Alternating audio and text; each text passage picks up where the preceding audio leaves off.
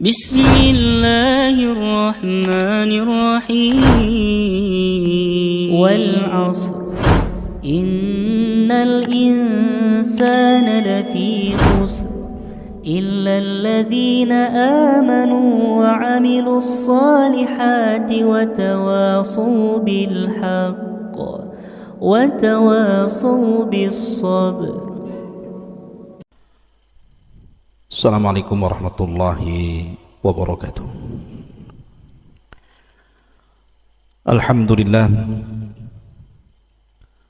Alhamdulillahilladzi arsala rasulahu bil huda wa dinil haqq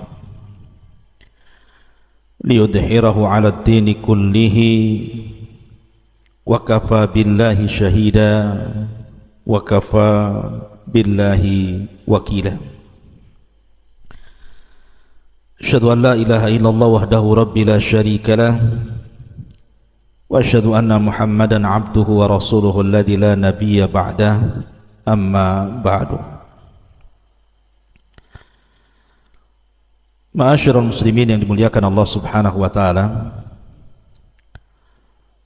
alhamdulillah di malam hari ini kembali Allah Subhanahu wa taala pertemukan kita di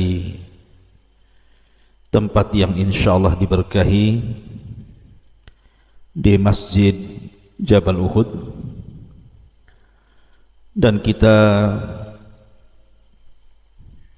senantiasa bersyukur kepada Allah Azza wa Jalla masih bisa bermuajahah, bertatap muka walaupun lewat media dalam rangka thalabul ilmi. Salawat dan salam kita aturkan kepada Rasul kita yang mulia, salawatullah alaihi wassalamuhu, Allahumma salli ala Muhammad wa ala alihi wa sahbihi wa man sara ala nahjihi ila yaumiddin. Pembahasan di malam hari ini kita akan membahas tentang sihir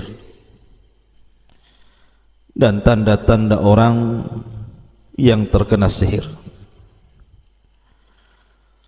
Tentu saya tidak akan menjabarkan karena pembahasan ini sangat panjang sekali. Tapi di sini saya akan menjelaskan tentang 5 mimpi yang kalau Anda bermimpi dengan 5 perkara ini, boleh jadi Anda sedang terkena sihir atau akan terkena sihir. Apa saja 5 mimpi itu, dan apa saja yang dilihat dalam mimpi itu yang menunjukkan tanda dari tanda-tanda Anda terkena sihir atau akan disihir. Pertama, ketika dalam mimpi Anda melihat anjing ataupun binatang-binatang yang diharamkan seperti babi dan yang sejenisnya, ketahuilah bahwa mimpi ini sangat berbahaya, karena kita tahu bahwa anjing itu salah satu simbol dari syaitan. Nabi yang mengatakan al-kalbul aswad syaitan, anjing hitam itu adalah syaitan. Apalagi anjing sendiri adalah binatang najis dan yang diharamkan untuk dimakan.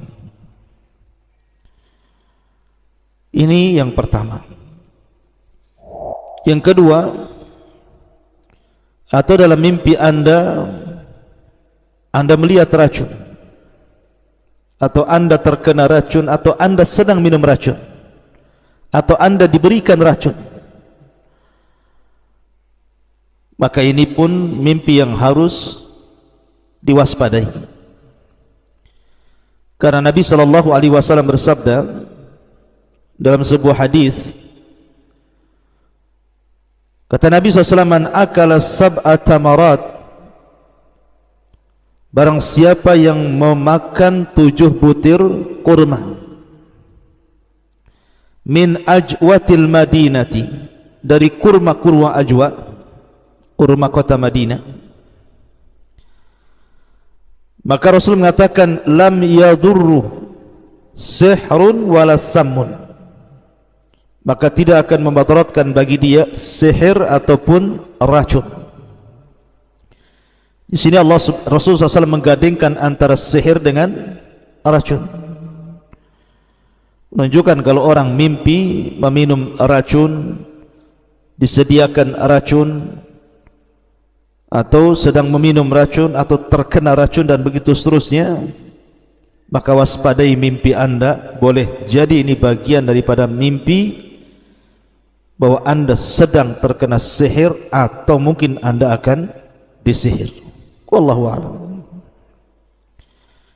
Kemudian yang ketiga,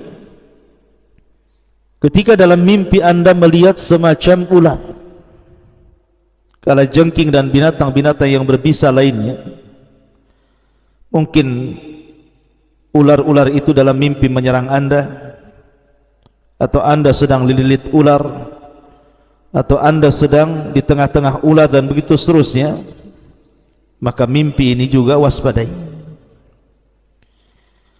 Karena ular itu salah satu binatang yang digunakan oleh tukang-tukang sihir Fir'aun ketika duel dengan Nabi Musa alaihi salatu wassalam. Ketika Allah katakan qala bal alqu fa idza hibaluhum wa isiyuhum yukhayyalu ilaihi min sihrihim annaha tas'a. Ketika Musa katakan silahkan kalian lempar, maka kemudian mereka pun melempar tali-tali yang ada di tangan-tangan mereka, maka kemudian dihayalkan seolah-olah tali-tali itu menjadi ular-ular yang bergerak. Ya, ular ini salah satu simbol dari tukang-tukang sihir Fir'aun. Maka kalau anda bermimpi melihat ular, dililit ular, digigit ular, hidup sama ular gitu ya, waspadai mimpi ini. Boleh jadi anda sedang terkena sihir atau akan ditimpa sihir. Kemudian yang keempat, ketika anda tertidur, anda melihat kamar mandi, terkunci di kamar mandi, atau sedang berada di kamar mandi, maka ingat bahwa Nabi SAW bersabda tentang masalah khala, kamar mandi itu. Dari Anas bin Malik radhiyallahu an, kana Nabi SAW idza dakhala al-khala'a qala Allahumma inni a'udzubika minal khubthi wal khaba'ith. Kebiasaan Nabi SAW apabila masuk kamar mandi, maka Nabi SAW berdoa, ya Allah, aku berlindung kepadamu dari syaitan laki-laki dan syaitan perempuan. Ya, karena kamar mandi itu dan yang semacamnya, baik yang ada WC atau yang tidak, adalah tempat dari sarang-sarang syaitan. Maka kalau anda kemudian bermimpi melihat kamar mandi, terkurung di kamar mandi dan begitu seterusnya, hati-hati, waspadai mimpi anda ini. Kemudian juga yang nomor 5, al-maqbarah, ru'yatul maqbarah. Anda melihat kubur, melihat kuburan. Mungkin dalam mimpinya anda berada di tengah-tengah kuburan, atau dalam mimpi anda sedang berjalan-jalan di kuburan dan menyeramkan. Maka ketahuilah bahwa waspadai mimpi anda, karena kebanyakan tukang-tukang sihir itu mereka meletakkan buhul-buhul mereka di kuburan. Makanya kalau ada orang melihat kuburan, waspadai mimpinya. Boleh jadi anda sedang terkena sihir atau anda akan disihir. Dan tentu saya boleh tambah satu lagi, ketika dalam mimpi anda melihat syaitan, melihat iblis, melihat rupa-rupa yang menakutkan, bentuk-bentuk yang menyeramkan yang datang dari syaitan dan juga iblis, maka waspadai mimpi anda. Kenapa? Karena segala asas dunia perdukunan, sihir atau yang semacamnya, yang mengasasnya adalah iblis dan syaitan. Dari sini ikhwatul fillah muliakan Allah Azza wa Jal, Makanya Nabi SAW menyuruh kita untuk banyak-banyak berzikir sebelum tidur itu. Berwudu, kemudian berdoa. Sebagaimana Nabi SAW dikatakan oleh sahabat Bara bin Azib radhiyallahu anhuma, kata Nabi SAW, "Idza awaita ila firashika fatawadda wudu'aka lis-salati thumma taji' ala shikkil ayman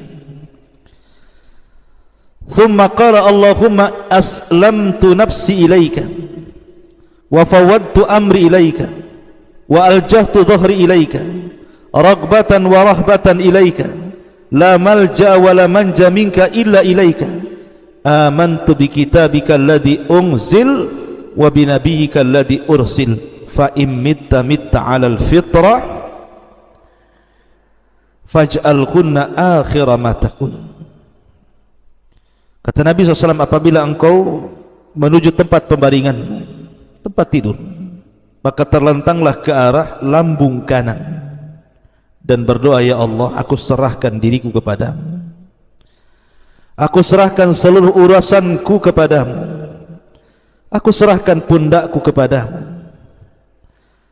Tidak ada tempat lari dan tidak ada tempat selamat kecuali kepadamu.